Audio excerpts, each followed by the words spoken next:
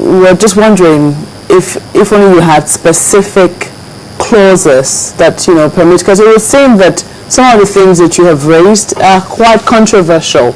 You've talked about the Bill and Melinda Gates Foundation, which a lot of people have praised for their work in terms of trying to help eradicate polio. And you say that this is the machine or the machinery, the vehicle through which biotech companies have decided to come and harvest work. Some people would call that libel. You're not, no, not at all. You're not being fair to that particular organization. So we would really appreciate it if you had like specifics in terms of, certain clauses or certain words, that really supports or gives credence to what you're saying. Absolutely. Let's look at this. This is the National Health Bill, Section 52 now.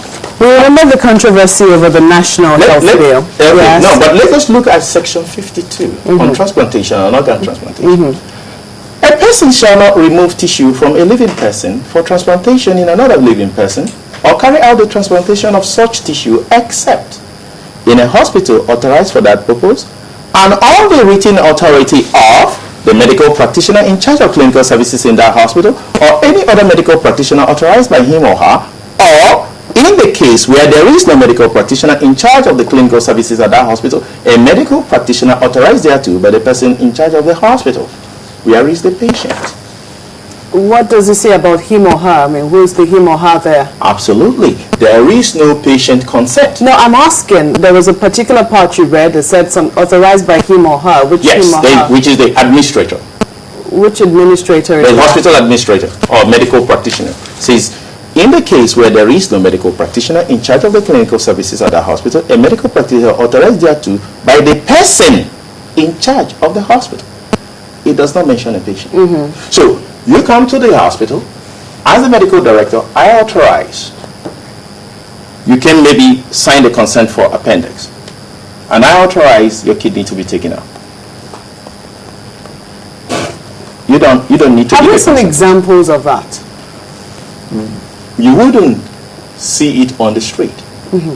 It happens in the operation room, and that kidney goes into a bag and flies off to somewhere. What I mean is, have we heard examples? I mean, right now this bill has not been passed. Right. Because of the controversy that has trailed those parts of the bill, it has been put on hold for now. Yeah. But even without the passage of the bill, we have absolutely nothing now protecting us from human trafficking, human organ trafficking as it is currently, as it stands currently. Right. Have we seen any examples of human beings who had gone for operations and have come out with their organs removed without their consent in the name of human trafficking or human organ trafficking?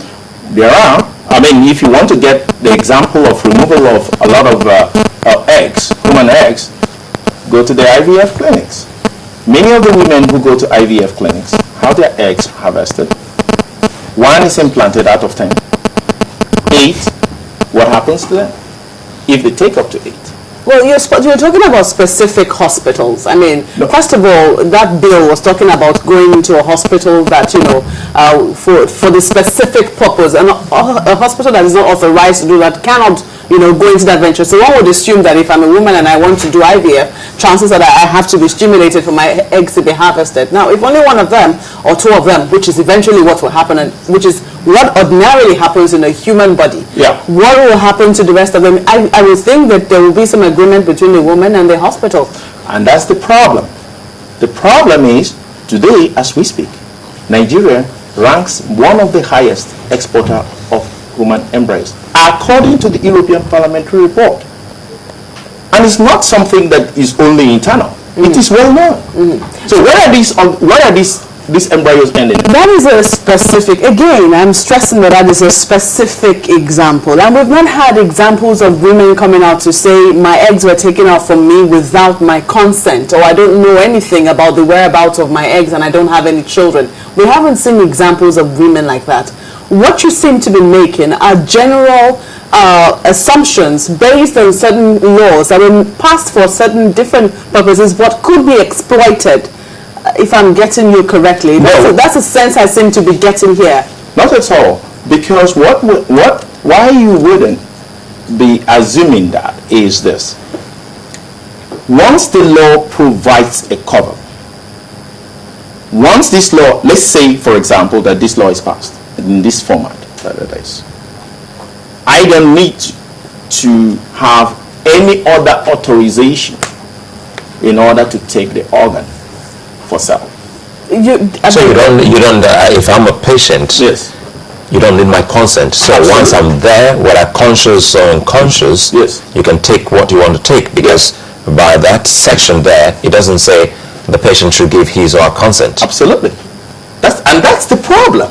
You see, when it is an illegal activity, when people are being killed, we know every day, where you watch the baby factories and all that. When it is illegal, when organs of people are taken illegally, then we know it is legal. But when it is part of the national federal law, when it's part of a state law, then that becomes a problem. You talked about same-sex marriage. My colleague pointed out to you that same-sex marriage has been prohibited, at least, but I think it's now been passed by the House of Representatives as well. Yeah, it has to be signed before it's law. Exactly, and it has to be signed. If the president withholds assent, there are provisions in the Constitution that can let the National Assembly still pass it into law in spite of the president withholding his assent. So even though it's not yet signed, it doesn't mean that it might not become law. But that is a very specific example of an instance where aid was also involved in this particular matter by the Western powers, it would seem. And we remember very clearly the Senate President saying that they don't care for the aid. That Western powers can, I don't want to use the word he used, but it was very, very blunt about, we don't care for it. Now, if this is the case, it's a very different thing if we say that because we haven't looked carefully at certain areas of our laws, it could be exploited. I don't think it's fair to say that they would intentionally pass laws that would allow exploitation of their own citizens. That is, well, let me just read out the section to you, so you know what I mean. This is Imo State Law number 7. Yes. The right to enter into marriage. Equal right to freely choose a spouse. There is no definition of marriage in this law. Because according to, I remember that when Rights Group went to the National Assembly, we were told that there already exists a definition of marriage according to the Nigerian Constitution. That was what we were told. No, that definition does not say it's a union. That this is gender neutral, because we also remember the controversy that caused when we're talking about renunciation of citizenship.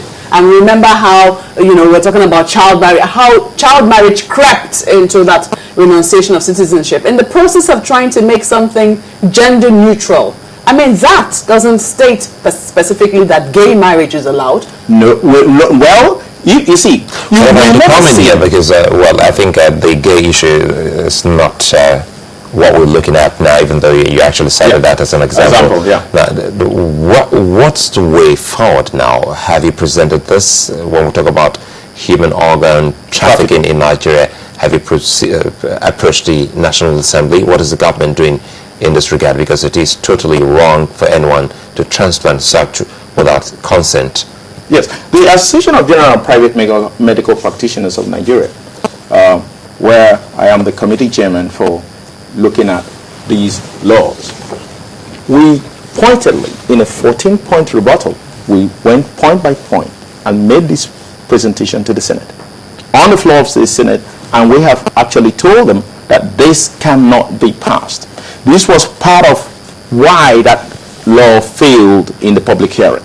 But they are back again, and we will see when the call us for public hearing what the text of that law is. That's one. The way forward now is for all Nigerians to be very vigilant, for the government to be vigilant. This is not an ordinary thing going on just in the country. There is an international conspiracy. Let me just give you an example. You'll be quick with that. Right. Yes, very quickly.